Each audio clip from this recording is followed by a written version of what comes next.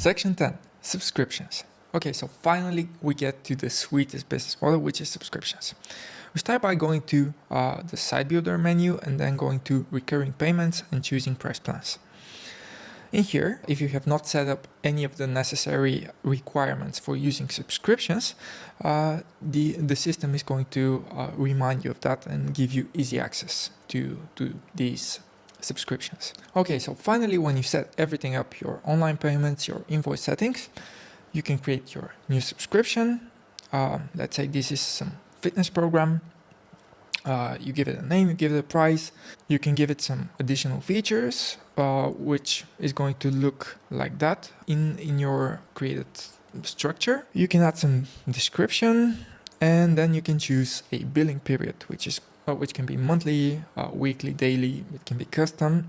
You can choose whether to have some free trial days, and if you want to collect some billing information, and then just save it. When you're done, you get automatically generated price plans. You can click on get started. You need to log in to create a price plan.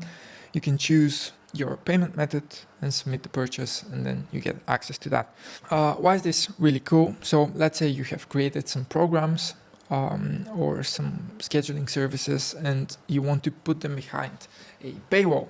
So after you do that, you can, after you create your subscriptions, you can go to page permissions and choose which pages to require login and subscription in which subscription. So let's say you have created a program, you want it to be paid only. So of course you can sell single programs by adding a price to them, but if you want to use a recurring model, you can do that. You can choose the price plans which apply for this program and click save. And that's it, you're done.